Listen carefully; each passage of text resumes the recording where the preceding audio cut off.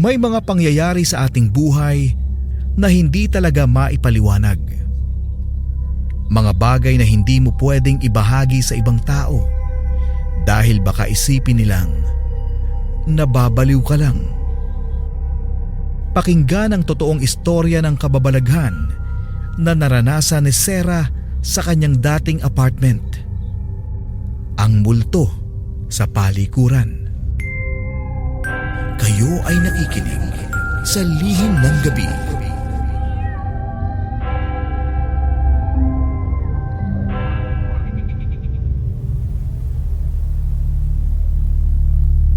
Isang mapagpalang araw po sa inyong lahat, lalo na sa ating mga tagapakinig.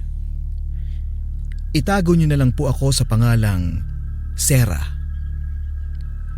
Isa po ako sa masusugid ninyong tagapakinig na nahikayat na sumulat at ipadala ito dahil katulad din ng iba, mayroon din akong kwentong kababalaghan. Ang kwento na maibabahagi ko na rin na sarili kong karanasan. Ito ay isa sa pinaka nakakakilabot na karanasan ko at nangyari ito noong lumipat ako sa isang apartment na pagmamay-ari ng aking tiyahin. Magmula kasi nang mamatay ang papa bebot ko, lumipat na ako ng apartment dahil hindi ko kayang mag-isa sa dati naming bahay. Minsan na kasi kaming pinasok ng magnanakaw at may mga pangyayari pang munti ka nang mapatay ng mga nanloloob. Sa nilipatan kong apartment, medyo safe ako dahil magkakadikit-dikit lang ang mga bahay-bahay at kapag may masasamang manloob, madali lang makahingi ng tulong. Pero hindi ko alam na mayroon din palang umaaligid na misteryo sa apartment na iyon.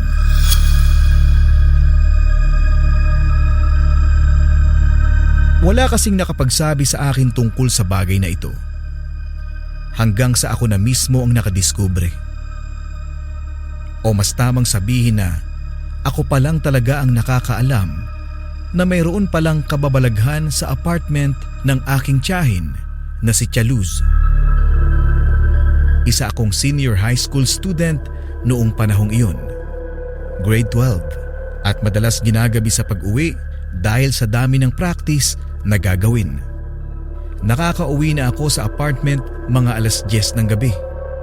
Tahimik na sa mga oras na iyan dahil wala na ring mga boarders kasi kadalasan night shift sa trabaho. Kaya tuwing gabi, ako lang talaga ang mag-isa sa buong building na iyon. Bale 3 palapag ang apartment na mayroong 4 na kwarto kada palapag. Pagkatapos, bawat hulihan ng bawat palapag ay mayroong common CR. Mayroon din namang CR ang bawat kwarto. Noong mga panahong nakauwi ako ng pasado 10:00 ng gabi, napansin kong may tao sa common CR ng 3rd floor. Nasa floor na ito ang kwarto ko. Baliwala ko lang iyon kasi nga naisip ko na baka co-boarder ko ang gumagamit doon. As usual, hindi ako nakatulog agad dahil may mga projects at homeworks na dapat tapusin. Habang gumagawa nito, naririnig ko pa rin ang ingay ng tubig na nagmumula sa common CR.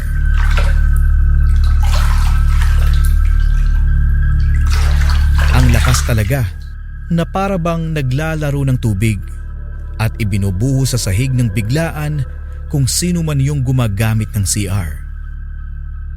Medyo nainis ako kasi napapamahal na ang singil dahil sa sobrang taas ng bill. May problema rin ako sa allowance that time. Kaya naman lumabas ako at kinatok ang CR.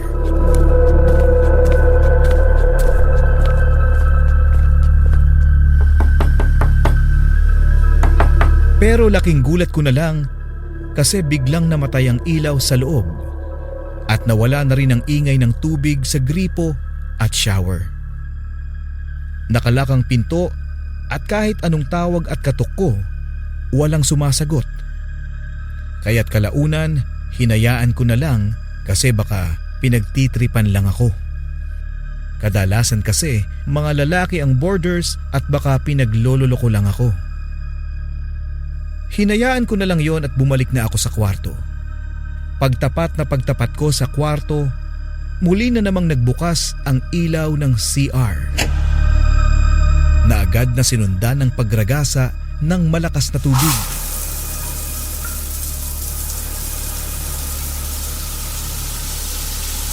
Sa sobrang biglaan noon, gulat na gulat ako at nakaramdam na rin ako ng kaba. Kaya naman nagmamadali na akong pumasok ng kwarto at pinakinggan na lamang yun. Medyo may kalayuan ng CR kasi magkaduluhan. Kumbaga, nasa dulong kanan ng CR tapos nasa dulong kaliwa naman ng kwarto ko, malapit sa hagdan. Pero kahit malayo ang CR, parang nasa tapat lang ng kwarto ko yun. Dahil sa sobrang lakas ng ingay ng tubig, napapansin pa akong may paubo-ubo. Nagtataka na ako at naguguluhan sa sitwasyon. At para masagot ang mga tanong na tumatakbo sa isip ko, dahan-dahan kong binuksan ang pinto sabay silip sa CR. Napapakunot pa ang noo ko dahil may nakikita akong babae roon. Nakasiwang ng konti ang pinto ng CR pagkatapos may babae na nakatalikod. Payuko-yuko siya sa baldeng nakatapat sa gripo. Bukas ang ilaw tapos kahit na konti lang ang siwang ng pinto, nakatapat ito sa gripo at ganoon na lang din ang pagtataka ko dahil nakapatay naman ito.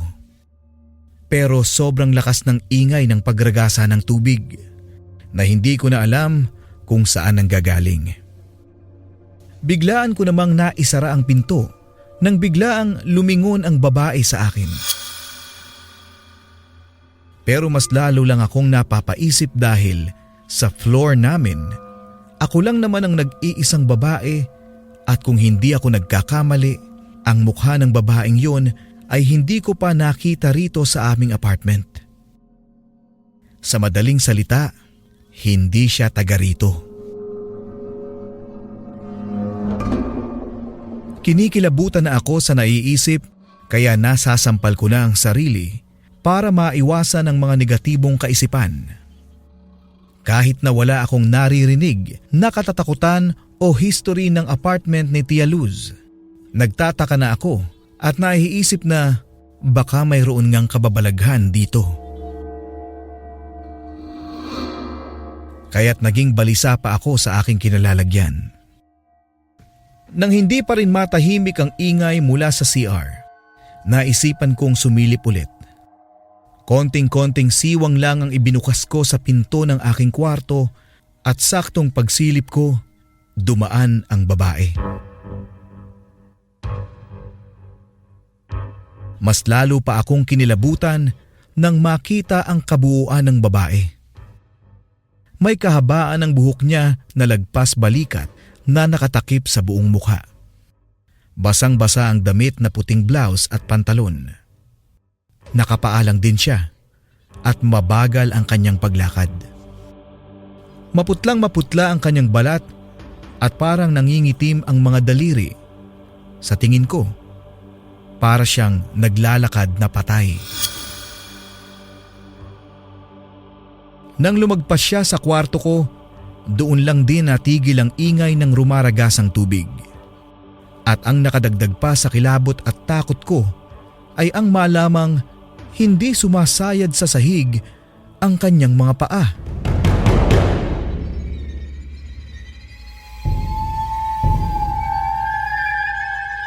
As in, hindi talaga sumasayad. Nakakahakbang siya pero hindi talaga nakasayad ang kanyang mga paa sa sahig. At sa mismong kinatatayuan ko, nanlamig talaga ako. Nagmamadali pa akong tumakbo sa likod ng sofa nang makarinig ng mga yabag. At ilang sandali pa, tumigil ang mga yabag sa mismong harapan ng aking pinto at sunod kong namalayan ang mahihinang katok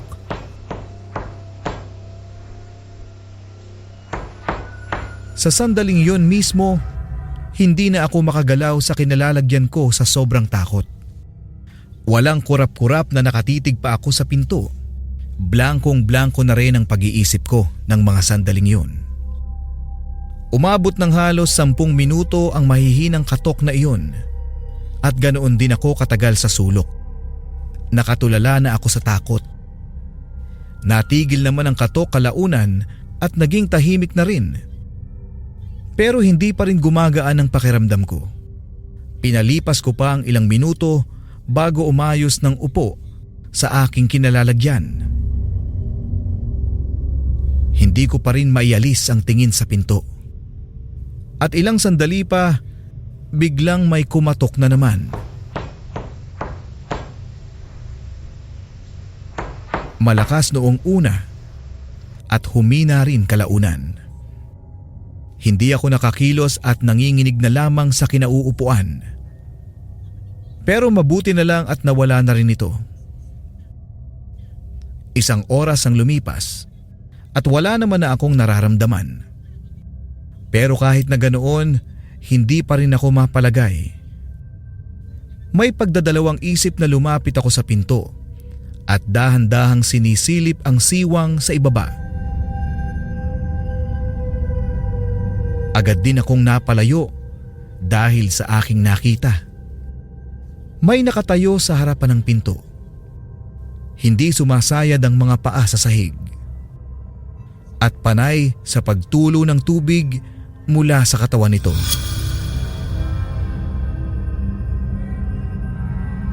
Hindi ko na kinaya pa ang sitwasyon ko, kung kaya't sumampa ako sa higaan at nagtalukbong ng kumot.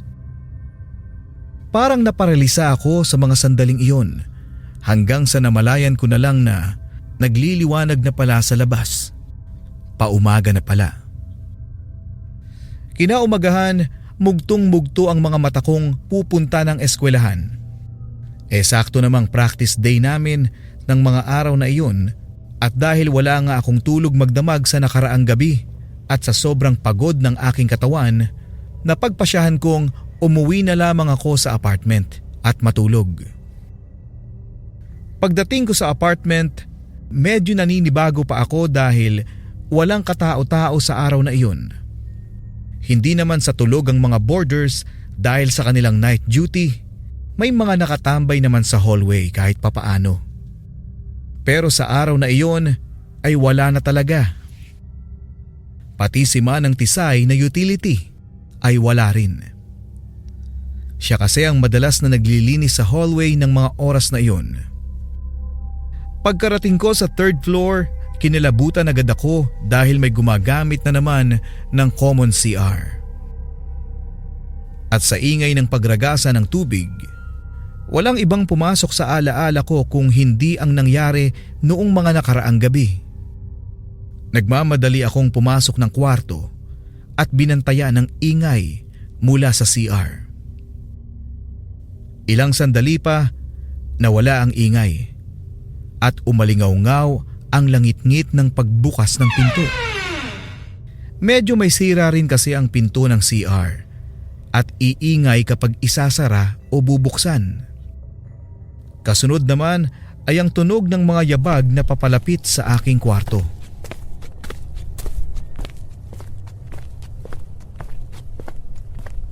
Nakadapa agad ako upang masilip sa siwang.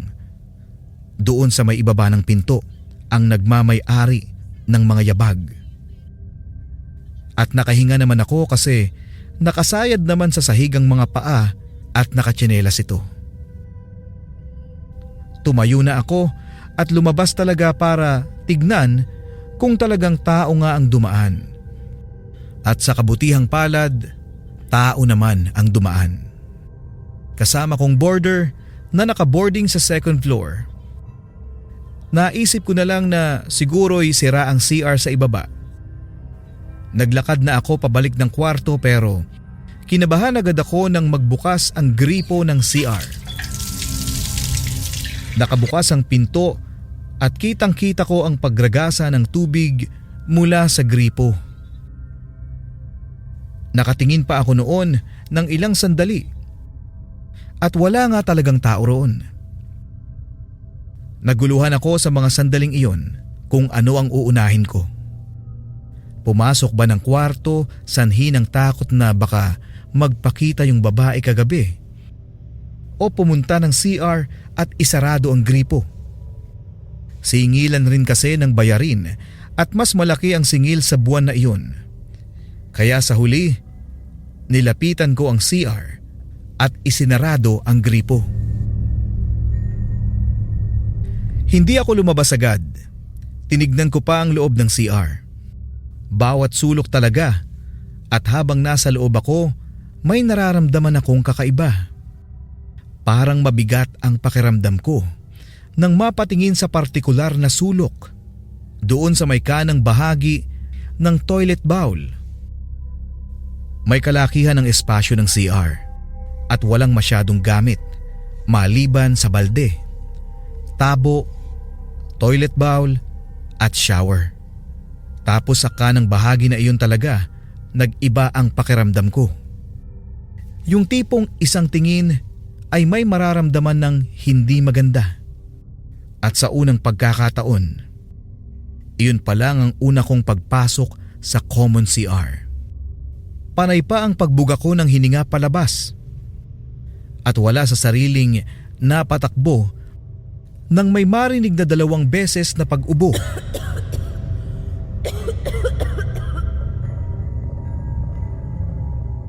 Galing talaga siya sa CR. Wala na akong lingon-lingon at dumiretso na ako sa kwarto. Maghapon akong hindi lumabas dahil naguguluhan at natatakot na ako sa sitwasyon. Kinagabihan, naging kampante naman ako dahil may tumatambay na sa labas. May iilan sa boarders sa 3rd floor na walang duty sa gabing iyon. Nakatambay sila sa hallway at hindi na ako nababahala dahil naandyan naman sila.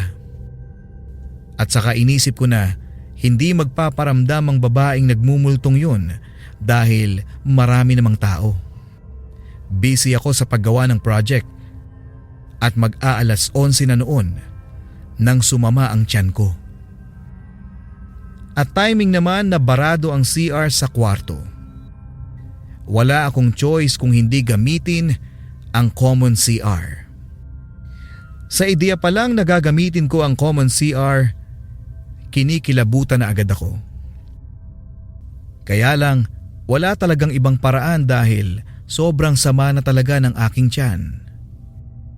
Nagmamadali akong pumunta ng CR at gumaan din ang pakiramdam nang makitang may nakatambay pa rin sa hallway. May nag-iinuman. Pumasok ako ng CR at hinayaang mailabas ang lahat ng laman ng aking tiyan. At habang nagbabawas ako, naririnig ko pa rin ang boses ng mga nag-iinuman sa labas.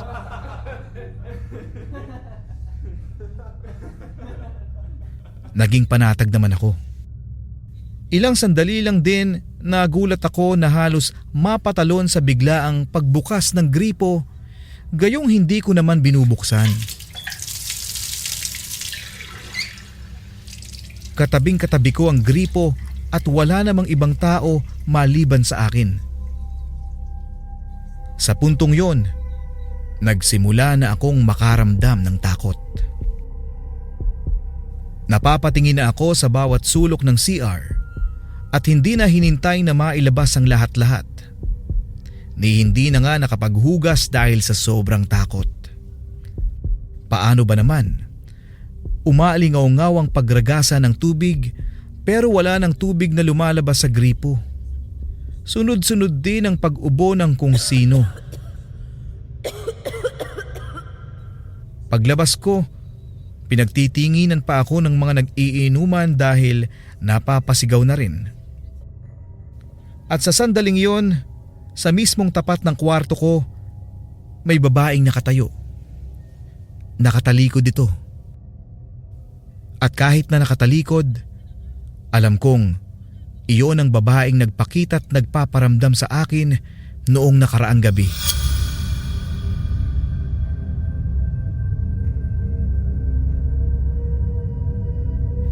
Napalingon din ako nang muli na namang makarinig ng pag-ubo sa loob ng CR. Nagulat ako. Pagtingin kong muli sa harapan, hindi ko na makita ang babaeng kanina lang ay nakatayo sa harapan ng aking kwarto. Napalakad na rin ako dahil sa hiya. Pinagtitinginan na kasi ako ng mga nag-iinuman at umalis na lang din talaga ako bago pa mabastos. Lasing na rin kasi ang mga ito. Bago ako pumasok ng kwarto, tinignan kong mabuti ang hallway. Hindi ko na makita ang babae pero may basa sa sahig, sanhi ng mga tumutulong tubig mula sa basang katawan ng babaeng yun. Pagtingin ko rin sa CR, nakapatay na ang ilaw at muli na namang bumukas ang gripo na hindi naman kanina noong naandoon pa ako. At pagkatapos noon, magdamag na naman akong walang tulog.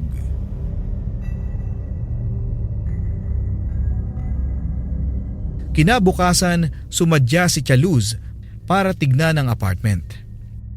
Binanggit ko sa kanya ang tungkol sa babae pero nagulat din ako nang wala siyang kaalam-alam tungkol dito. Sinabi ko na lang na baka namamalikmata lang ako.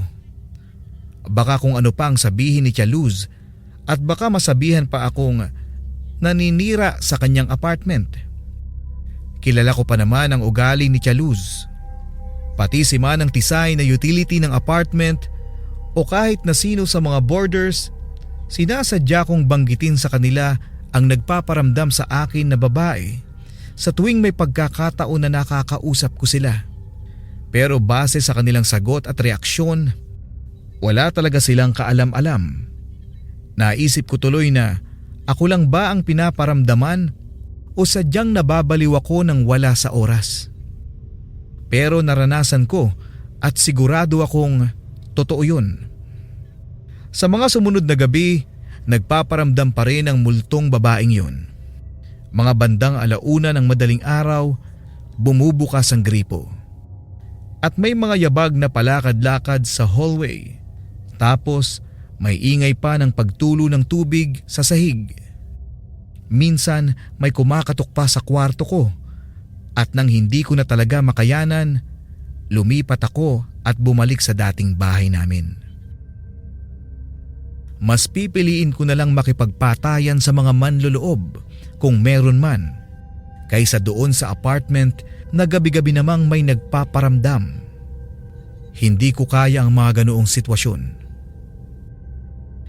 At sa karanasan kong ito, nasabi kong sa akin lang yata nagpaparamdam ang multong iyon. Dahil maliban sa akin, wala na akong balita at wala namang nakakaramdam sa pagmumulto nito sa apartment.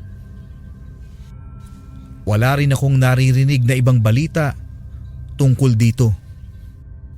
Isa ito sa aking karanasan na hindi ko malilimutan. Hanggang dito na lang ang aking kwento. Maraming salamat po.